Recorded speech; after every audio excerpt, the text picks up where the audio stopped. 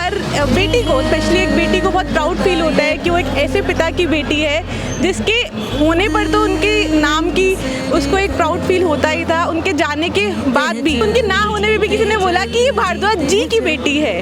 सेवा का फल कभी व्यर्थ नहीं जाता, ये कहना था श्रद्धेय राकेश भारद्वाज जी का, और मानना था कि अगर सेवा दिल से की जाए तो फल जरूर मिलता है। जी हाँ, और अब उनके ही विचारों पे चलकर आदर्श रसोई ने समाज के सामने सेवा की एक नई मिसाल पेश की है। बता दें कि इस रविवार राकेश भारद्वाज चौक पर आयोजित होने वाली आदर्श रसोई में श्रद्धेय राकेश भारद्वाज जी की दूसरी पुण्यतिथि मनाई गई। इस मौके पर पूरे भारद्वाज परिवार ने शिरकत की और राकेश भारद्वाज जी को श्रद्धा सुमन अर्पित किए। देखिए।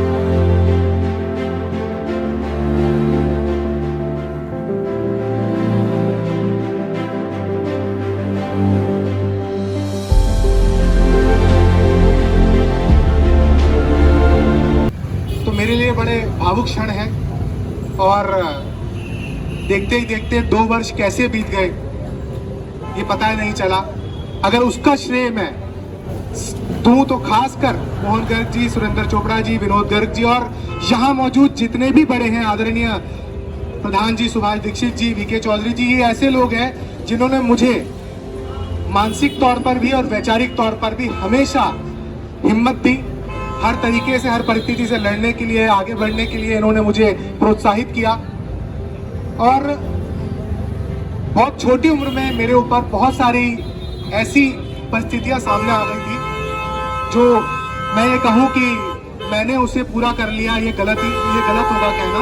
ये ईश्वर की मर्जी थी और ईश्वर ने अचानक इतनी सारी जिम्मेवारियां डाली और उसको बखूबी मैं मानता हूँ कि आप सभी बड़ों के सहयोग से मैं पूरा कर पाया।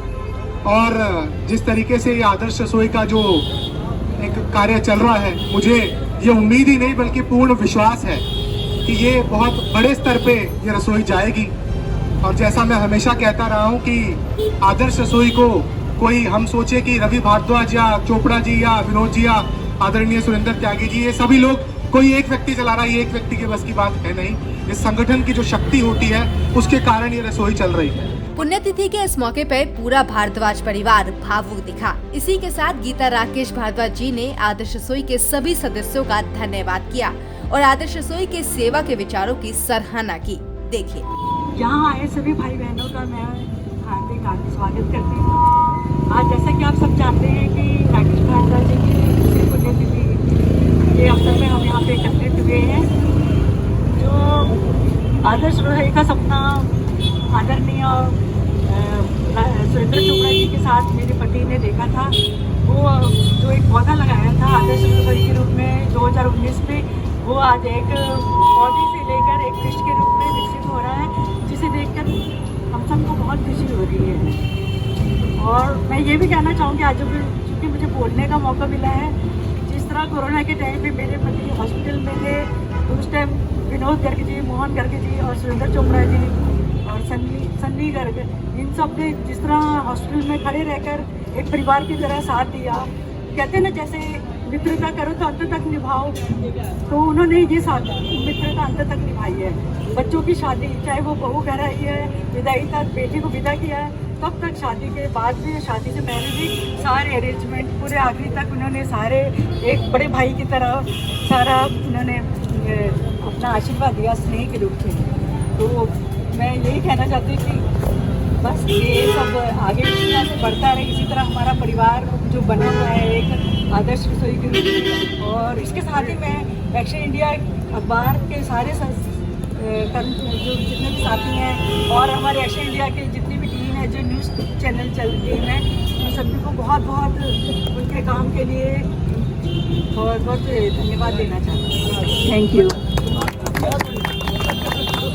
मुझे ये पता नहीं था कि ये इनबिल्ट टैलेंट है मेरी माता जी में।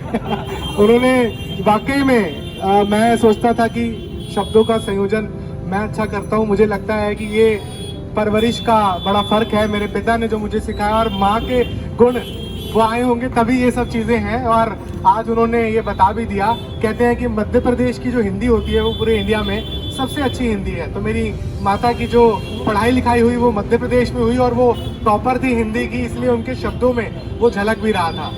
और कुछ क्षण ये अभी बीच में भावुक भी हो गए थे। उसके साथ ही मैं सुभाष दीक्षित जी का नाम लेना भूल गई। वो तो बड़े भाई की तरह हमेशा हमारे परिवार के साथ रहे हैं। बहुत बहुत थैंक यू। आदर्श रसोई ने 31वें रविवार पूरा कर लिया है। अगर देखा जाए तो किसी एक की मेहनत नहीं, पूरी टीम की मेहनत है और इसकी नींव राकेश जी ने ही रखी। तो बस मैं इतना बोलना चाहूँगी कि मैं खुशनसीब हूँ कि मैं एक ऐसे व्यक्ति की बेटी हूँ जिनके जाने के बाद भी लोगों ने उनको अमर रखा है, वरना किसी के जाने के बाद शायद लोग उसको याद भी नहीं करते। और आज उनकी दूसरी पुण्यतिथि है, उनके नाम पर हमने इतने रविवार पर लोगों को खाना बांटा है जो हमेशा वो करते आए थे। तो मेरे को इसी बात की खुशी है कि मेरे पापा के जितने दोस्त हैं, मेरे बड़े भाई हैं रवि भारद्वाज, वो उनके नाम को आगे लेकर जा रहे हैं और उनकी एक व्यक्तित्व को अमर कर दिया है उन्होंने। तो खुशी मिलती है इन सब चीज़ों को देखकर।